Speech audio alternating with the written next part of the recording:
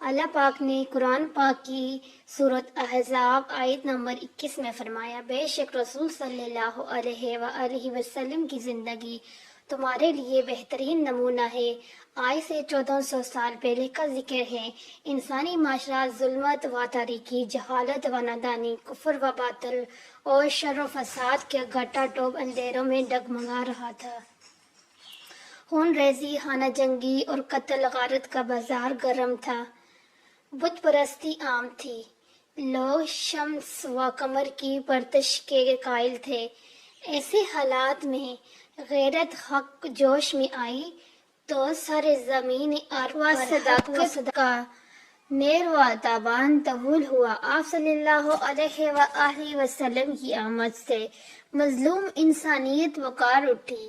یہ کون آیا؟ یتیموں کا ولی، غلاموں کا مولا، بے کسوں کا کس، بے سہاروں کا سہارا، کفر و شرک میں ڈوبے ہوئے لوگوں کی نجات کا کنارہ، الارض مائی آمنہ کا دلارہ خدا کا پیارا تشریف لے آیا۔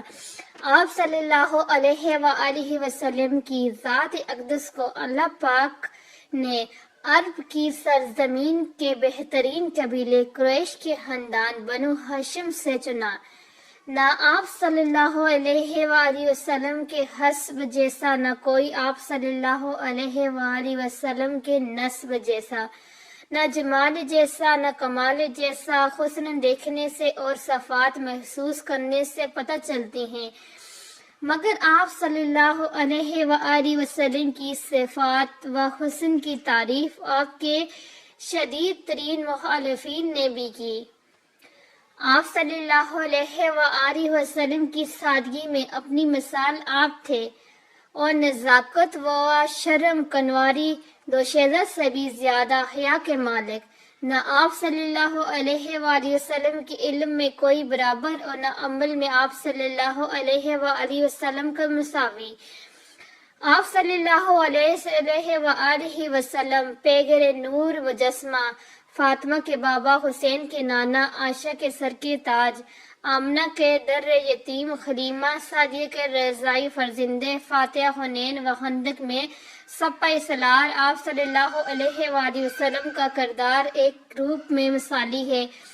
ساری کائنات کی صداقت ایک طرف، ساری انبیاء ایک طرف، لیکن مدثر و مزمل کی عظمت کا مقابلہ کوئی نہیں کر سکتا۔ کوئی ابوبکر سے صدیق بنا، کوئی عمر سے فاروق بنا، کوئی عثمان سے غنی، اور کوئی علی سے شیر خدا۔ آپ صلی اللہ علیہ وآلہ وسلم کے صدقے بنا۔ کسی کو آپ کی محبت حبشہ سے کھینچ لائی تو کسی کو کرن میں نصیب ہوئی۔ جس عظمت کی تعریف میں خدا نے پورا قرآن نازل فرما دیا۔ مائیکل ہارٹ ایک مسلم غیر مسلم مصنف ہے۔ اس نے اپنی کتاب دی 100 میں آپ صلی اللہ علیہ وآلہ وسلم کا نام مبارک سب سے اول لکھا، اور اس کی وجہ اس نے لکھی کہ he was the only man in the human history. He was supremely successful in the field of life. ہمارے نبی صلی اللہ علیہ وآلہ وسلم کی ریاست کا امام بھی ہیں، سیاست کے امام بھی ہیں، تمدن کا بھی امام ہے، خلیے کا بھی امام ہے، لباس کا بھی امام ہے، اور زمین پر جو بھی پیدا ہوا ہے اس کی شخصیت نیچے میں کالی کمری والے کا مقام سب سے اونچا ہے۔ پتھر کھا کے بھی دعائیں دینے والا، راستے میں کانٹے بچھانے والوں اور اوجری چھپنے والوں کو محبت کا درس دینے والا نبی، امت کے لیے راتوں کو جاگنے والا نبی، جس کو اللہ نے اپنا آخری نبی چن کے نبوت پر مہر لگا دی۔ آپ صلی اللہ علیہ وآلہ وسلم نے فرمایا، آنا نبی النبیین، میں نبیوں کا نبی ہوں۔ ذات اللہ ذات رسول سے جدا ہے، لیکن فرمان اللہ فرمان رسول سے جدا نہیں، بلکہ فرمان رسول صلی اللہ علیہ وآلہ وسلم پروردگار عالم کی بات ہے۔ حضور صلی اللہ علیہ وآلہ وسلم کے قدم ہائے مبارک کو اپنی منزل بنا لیں، خدا خود ہمیں محبوب بنا لے گا۔